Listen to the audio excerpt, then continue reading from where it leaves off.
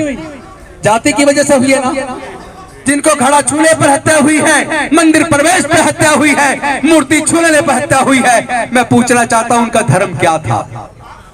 50 लाख तो दूर की बात है, आप जितना मर्जी तैयारी कर लीजिए, एक राजेंद्र गौतम के गर्दन को काटोगे तो 1 करोड़ पैदा होंगे, 1 करोड़ पैदा होंगे। आप मारिए, कितने लोगों को मारोगे? हम मरने से नहीं डरते, क्योंकि ये लड़ाई न्याय की लड़ाई है, ये लड़ाई राजेंद्र गौतम की लड़ाई नहीं है। मैं पूछना चाहता हूं वो कौन लोग हैं जिनकी हत्याएं हुई? अभी कल एक घटना आई है, आप लोगों ने देखी होगी, वो भी राजस्थान की घटना है। एक दलित व्यक्ति ने हैंडपंप को छू दिया, हैंडपंप छूने मात्र से उसको इतना मारा कि उसकी डेथ हो गई। ऐसा भारत बनाना चाहते हो क्या? अरे मुझे एक एग्जाम्पल पूरे दुनिया में से निकाल के बता दो, केवल एक एग्जाम्पल, कि कोई व्यक्ति गंभीर रूप से बीमार हो जाए, डॉक्टर कहे तुम्हारा बड़ा ऑपरेशन होना है, 20 यूनिट ब्लड की जरूरत है, और उसने ये कहा हो कि मुझे 20 यूनिट ब्लड डोनेट करवा दो, लेकिन ब्लड केवल ब्राह्मण का होना चाहिए, या क्षत्रिय का होना चाहिए, या वैश्य का होना चाहिए, या हिंदू को होना चाहिए, या मुसलमान का होना चाहिए। जब जान बचानी है तो कहते किसी से भी ब्लड डोनेट करवा दो। तो फिर ये जाति कहां से आ गई? पूरे दुनिया के अंदर जाति नहीं है, चाइना में जाति नहीं है, जापान में जाति नहीं है, रसिया में जाति नहीं है, इंग्लैंड में जाति नहीं है, इटली में जाति नहीं है, फ्रांस में जाति नहीं है, स्पेन में जाति नहीं है, अमेरिका में जाति नहीं है, ऑस्ट्रेलिया में जाति नहीं है, न्यूजीलैंड में जाति नहीं है। जब पूरे दुनिया में जाति नहीं है तो जाति केवल भारत में क्यों है? और ये जातियां किसने बनाई? और जातियों के बनने से किसको फायदा हुआ और जातियों के बनने से किसको नुकसान हुआ? जिनकी मूंछ रखने पर हत्या की जा रही है, क्या वो हत्या जाति की वजह से नहीं हुई? जाति की वजह से हुई है ना। अगर आप कहते हो कि आप बौद्ध बना रहे हो, आप हिंदुओं को अल्पमत में पहुंचा रहे हो, तो मैं पूछना चाहता हूं, आप अगर हमारे लोगों को हिंदू मानते हो तो उनकी मूंछ रखने पर हत्या क्यों करते हो? अगर आप हमारे लोगों को हिंदू मानते हो तो उनको घड़ा छूने पर उनकी हत्या क्यों करते हो? अगर आप हमारे लोगों को हिंदू मानते हो तो मंदिर व प्रवेश पर मूर्ति छूने पर उनकी हत्या क्यों करते हो? अगर आप हमें हिंदू मानते हो तो हमारी बहन बेटियों की इज्जत लूट कर उनकी हत्या क्यों करते हो? और अगर आप हमें हिंदू मानते हो तो हम जब अपने भाई बहनों की लड़ाई को लड़ते हैं, उस न्याय की लड़ाई को लड़ते हैं, तो आप लोग जातिवादी बनकर उन अपराधियों के फेवर में मां पंचायत करके क्यों खड़े हो जाते हो? मैं पूछना चाहता हूं, अगर आप हमें हिंदू मानते हो तो हमारी लड़ाई में, इस मानवता की लड़ाई में आप हमारे साथ मिलकर इस लड़ाई को क्यों नहीं लड़ते हो? ये नफरत कब तक चलेगी? ये नफरत केवल राजेंद्र गौतम को या हमारे समाज के लोगों को नहीं, ये नफरत पूरे भारत को जला के राख कर देगी।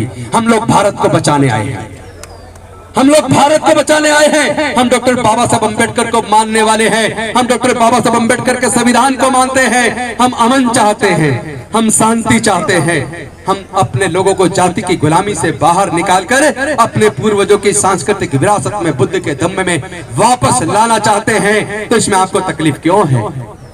जिन पुरोहितों के इनकम के स्रोत बंद हो जाने वाले हैं, उसको हो जाने दो, लेकिन तुम क्यों परेशान हो? उनको परेशान होने दो ना। ये पैसा बचेगा जो वहां चढ़ावे में चढ़ता है। चंद लोग मोटे पेट वाले हो गए, वो लोग जो धमकी दे रहे हैं उनके वीडियो देखिए, कितने मोटे मोटे तगड़े तगड़े लोग हैं। वो किसका खून पी के इतने मोटे हो गए? उनके पास पैसा कहां से आ रहा है? जो 50 लाख का गर्दन काटने का जो सुपारी दे रहे हैं, इस बात की अभी तक मैंने राष्ट्रपति जी को चिट्ठी लिखी, मैंने गृह मंत्री जी को चिट्ठी लिखी, मैंने एरिया के डीसीपी को, एसएचओ को चिट्ठी लिखी, मैंने उपराज्यपाल महोदय को चिट्ठी लिखी। सब जगह चिट्ठी लिखने के बावजूद मैं पूछना चाहता हूं, मैंने उसमें मांग की है कि ऐसे नकली साधुओं के खिलाफ आप मुकदमा दर्ज करके उनके किन आतंकवादी संगठनों से उनके संबंध में इसकी जांच कीजिए। उनके पास ये करोड़ों रुपया कहां से आ रहा है, इसकी जांच कीजिए। लेकिन अभी तक ना तो पुलिस ने कोई मुकदमा दर्ज किया, और अभी 15 ही दिन हुए हैं माननीय सर्वोच्च न्यायालय के जजमेंट को आए हुए, जिस जजमेंट में माननीय सर्वोच्च न्यायालय ने कहा है जो लोग हेट स्पीच देते हैं या धमकी देते हैं, इस तरह के भाषण देते हैं, भड़काऊ भाषण देते हैं, ऐसे लोगों के खिलाफ पुलिस को खुद मुकदमा दर्ज करना होगा। चाहे कोई कंप्लेंट आए ना आए, पुलिस की जिम्मेदारी है वो मुकदमा दर्ज करे। और अगर पुलिस ये मुकदमा दर्ज नहीं करती, जिम्मेदारी नहीं निभाती, तो कोर्ट खुद सू मोटो उनके खिलाफ एक्शन लेगा, कंटेम्प्ट ऑफ कोर्ट की कार्रवाई करेगा। तो मैं इंतजार कर रहा हूं कि माननीय सर्वोच्च न्यायालय उन पुलिस अधिकारियों के खिलाफ जिन्होंने अभी तक मुकदमा दर्ज नहीं किया, उनके खिलाफ कंटेम्प्ट ऑफ कोर्ट की कार्रवाई कब करेगा। क्या कार्रवाई करते वक्त भी लोगों की जाति और धर्म देखी जाएगी, या उनका भाषण देखा जाएगा, उनके भड़काऊ भाषण देखे जाएंगे। इसका भी परीक्षण होना है कि कोर्ट से हमारे लोगों को न्याय मिलेगा या नहीं मिलेगा। अगर न्याय नहीं मिला तो क्या हमारे लोगों को फिर कोर्ट के ऊपर भरोसा करना चाहिए या नहीं करना चाहिए, इसका भी आकलन हमारे लोगों को करना है। अरे मैं पूछना चाहता हूं, लोगों को तकलीफ क्यों है? अगर हम अपने बुजुर्गों की सांस्कृतिक विरासत में, बुद्ध के धम्म में वापस आ रहे हैं, तो तुम्हें तकलीफ क्यों है? अगर तुम्हारी सामाजिक व्यवस्था बहुत अच्छी होती तो पूरे दुनिया के अंदर तुम्हारी सामाजिक व्यवस्था को लोगों ने क्यों नहीं स्वीकारा? लेकिन बुद्ध का धम्म तो भारत से पैदा हुआ, पूरे दुनिया में गया और पूरे दुनिया ने स्वीकारा। वो अपनी अच्छाई की वजह से फैल रहा है। बुद्ध का धम्म किसी लालच से या प्रेशर से नहीं फैल रहा। बुद्ध का धम्म अपनी अच्छी भावनाओं से फैल रहा है, अपने अच्छे आचरण से फैल रहा है। मानव कल्याणकारी धम्म है जिसके अंदर समता, स्वतंत्रता, बंधुता, न्याय, प्रज्ञा, शील, करुणा और मैत्री है, जिसमें पूरी दुनिया के लिए मानवता और शांति का संदेश है। जो संदेश बुद्ध के धम्म का भारत से पूरी दुनिया में गया और पूरे दुनिया ने स्वीकार किया। दुनिया के अंदर 56 देश बौद्ध धर्म को मानने वाले हैं, 128 देशों में बौद्ध धर्म है। और एक और बात बता दूं, अभी यूएनओ का जो रिपोर्ट आई है, 2050 तक आधे से ज्यादा यूरोप बौद्ध बन जाएगा, आधे से ज्यादा यूरोप बौद्ध बन जाएगा। और ये भी रिपोर्ट आई है कि ऑस्ट्रेलिया और अमेरिका के अंदर पहले के अंदर क्रिश्चियनिटी है, दूसरे नंबर पर बुद्ध को मानने वाले लोग हैं। लेकिन जितनी तेजी से वहां लोग बौद्ध बन रहे हैं, अमेरिका और ऑस्ट्रेलिया के अंदर आने वाले 15 साल के अंदर क्रिश्चियन से ज्यादा बौद्ध हो जाएंगे। तो बौद्ध धर्म किसी लालच से और ताकत से धमका कर नहीं फैलाया जा रहा। बौद्ध धर्म अपनी अच्छी शिक्षाओं के लिए, मानव कल्याणकारी योजनाओं की वजह से, अपने अच्छे आचरण की वजह से फैल रहा है। तो मैं आप सबसे आह्वान करना चाहता हूं साथियों, इस लड़ाई को, ये लड़ाई लंबी लड़ाई है, ये लड़ाई भारत को बचाने की लड़ाई है, ये लड़ाई भारत के संविधान को बचाने की लड़ाई है, ये समता, स्वतंत्रता, बंधुता और न्याय की लड़ाई है। ये लड़ाई हमारे लोगों के रोज रोज जो जाति और धर्म की वजह से हत्याएं हो रही है, उस हत्याओं को रोकने की लड़ाई है। ये लड़ाई अपनी बहन बेटियों की इज्जत और मान मर्यादा की लड़ाई है। ये लड़ाई हमारे समाज के स्वाभिमान की लड़ाई है। मैं आपसे पूछना चाहता हूँ, आप अपने समाज की इस मान मर्यादा की, स्वाभिमान की लड़ाई को क्या आप लोग लड़ने के लिए तैयार हैं? तैयार है तो एक बार दोनों हाथ उठा के समर्थन दीजिए। जय जय जय जय जय भीम, जय जय जय जय जय भीम, जय जय जय जय जय भीम। बौद्ध धर्म की क्या पहचान, बौद्ध धर्म की क्या पहचान, बौद्ध धर्म की क्या पहचान। बाबा साहेब की अंतिम इच्छा, बाबा साहेब की अंतिम इच्छा, बाबा साहेब की अंतिम इच्छा। साथियों, एक और सवाल आपके सामने छोड़ रहा हूं। देश के अंदर जितने सेक्रेटरीज हैं गवर्नमेंट ऑफ इंडिया में, जो देश की योजना बनाने का काम करते हैं, उसके अंदर दलित, पिछड़े, आदिवासी, अनुसूचित जाति, जनजाति, पिछड़े वर्ग के लोग उसके अंदर 2% भी क्यों नहीं है? और अगर 2% भी लोग अनुसूचित जाति, जनजाति, पिछड़ा वर्ग के लोग नहीं हैं, तो फिर वो जो सेक्रेटरीज गवर्नमेंट ऑफ इंडिया में पॉलिसी बनाते हैं, क्या वो आप लोगों के फेवर में कोई पॉलिसी बनाएंगे? अगर सर्वोच्च न्यायालय और उच्च न्यायालय के अंदर हमारे प्रतिनिधि अनुसूचित जाति, जनजाति और पिछड़े वर्ग के लोग अगर अनुसंख्या के अनुपात में, जनसंख्या के अनुपात में नहीं है, तो क्या हम वहां न्याय की उम्मीद कर पाएंगे? क्योंकि जो जजमेंट अभी आया है ईडब्ल्यूएस के ऊपर, आपने देख लिया होगा।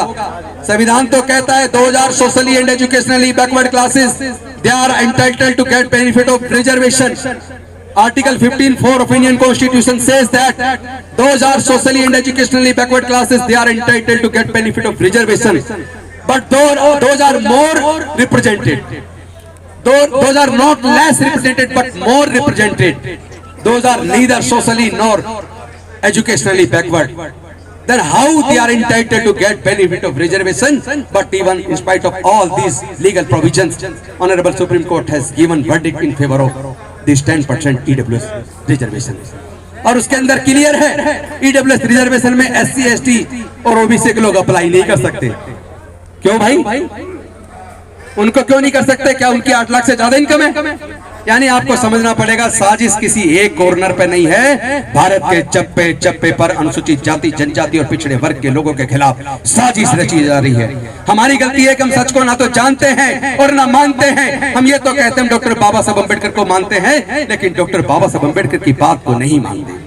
अगर हम लोग बौद्ध बन गए होते तो आज भारत के अंदर 100 करोड़ से ज्यादा बौद्ध होते, आप बहुसंख्यक होते, योजना भी आप बनाते, देश के प्राकृतिक संसाधनों में हिस्सेदारी भागीदारी भी आपकी होती। मैं पूछना चाहता हूँ, ये जो जल जंगल जमीन है या खेती की जमीन है या प्राकृतिक संसाधन है, क्या कोई अपनी माँ के पेट से लेकर पैदा हुआ है? भाई बताइए ना, क्या खेती की जमीन कोई अपनी माँ के पेट से लेकर पैदा हुआ है? क्या देश के प्राकृतिक संसाधन कोई क्या अपनी माँ के पेट से लेकर पैदा हुआ है? अगर माँ की पेट से लेकर पैदा नहीं हुआ तो केवल वही लोग उसके मालिक क्यों हैं? हमारे लोगों का उसमें हिस्सा कहाँ है? कौन लोग हैं जो हमारे हिस्से को खा रहे हैं? हजारों साल से खा रहे हैं। अब इस लड़ाई को हिस्सेदारी की लड़ाई बनाना पड़ेगा। हमें देश के संसाधनों में, जल में, जंगल में, जमीन में, कोर्ट में, न्यायालयों में, हर जगह, डिफेंस में, हर जगह आप अपनी हिस्सेदारी और भागीदारी की लड़ाई को लड़ना होगा। और इस लड़ाई को लड़ने के लिए, ताकि हमारे लोगों पे जो उत्पीड़न पूरी तरह से बंद हो जाए, इसीलिए मैंने ये अपना रिजाइन किया है।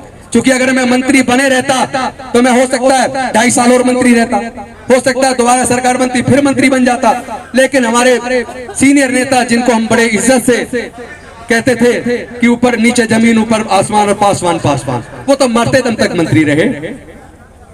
तो मंत्री बने रहने से अगर समाधान हो जाता, राष्ट्रपति बनने से अगर समाधान हो जाता, मुख्यमंत्री बनने से अगर समाधान हो जाता, तो मैं पूछना चाहता हूं अपने सारे साथियों से, बहनों भाइयों से, बताइए 2 दलित राष्ट्रपति बन गए और 1 अनुसूचित जाति की महिला राष्ट्रपति बन गई, 3 राष्ट्रपति बन गए, क्या हमारे लोगों की समस्याओं का समाधान हो गया? देश में पिछड़े वर्ग के कई मुख्यमंत्री बन गए, अनुसूचित जाति की भी मुख्यमंत्री बन गई, हमारे उप प्रधानमंत्री भी बन गए, अनेकों मंत्री हैं। तो क्या हमारी समस्याओं का समाधान मंत्री बनने से, राष्ट्रपति बनने से, मुख्यमंत्री बनने से हो जाता है क्या? इसलिए नहीं हो रहा क्योंकि हम लड़ाई को सही दिशा में नहीं लड़ रहे। हमारी संख्या बताती है कि देश के अंदर, क्या पूरे दुनिया के अंदर सबसे बड़े कंज्यूमर हम हैं। अगर सबसे बड़े कंज्यूमर हम हैं, इसका मतलब दुनिया की सबसे बड़ी आर्थिक ताकत बनने की शक्ति हम अपने अंदर रखते हैं। बस करना सिर्फ इतना है, अपनी इस कंज्यूमर ताकत को पहचानो, अपनी इस आर्थिक ताकत को पहचानो और अपने समाज के लिए आर्थिक नीतियां सरकारें बनाने वाली नहीं है, लेकिन हम अब अपने समाज की आर्थिक नीतियां भी तैयार करेंगे, अपने समाज को हर क्षेत्र में तैयार करेंगे। अब हम रुकने वाले नहीं हैं। हमने रिजाइन इसलिए किया है ताकि इस समाज की लड़ाई को, अपने गौरव के लिए, अपने बुजुर्गों की सांस्कृतिक विरासत को बचाने के लिए, अपनी बहन बेटियों की इज्जत को बचाने के लिए, अपने समाज के स्वाभिमान और सम्मान की लड़ाई को आगे बढ़ाने के लिए हम लोग कुर्सी पर रह के शायद उतनी धार ना दे पाए, लेकिन अब पूरा देश हमारा है। कार्ल मार्क्स ने कहा था, दुनिया के मजदूरों तुम सब एक हो जाओ, तुम्हारे पास खोने के लिए बेड़ियां हैं, पाने के लिए पूरा विश्व है। वही मैं आपसे कहना चाहता हूं साथियों, दलित, पिछड़े, वंचित, आदिवासी और जिनके जो विषमता के स्वीकार हैं, जो विषमता के शिकार हैं, जिनके साथ अन्याय हुआ है, चाहे किसी भी जाति धर्म के लोग क्यों ना हो, वो सारे लोग न्याय की इस लड़ाई को, समता, स्वतंत्रता, बंधुता और न्याय की इस लड़ाई को लड़ने के लिए एकजुट हो जाए। फिर पूरा भारत तुम्हारा है, तुम ही देश के हुक्मरान बनोगे। इन्हीं शब्दों के साथ मैं आप सबको साधुवाद देता हूं और कहता हूं, तो अभी तो हमने केवल ये केवल वीडियो डाल कर दी थी।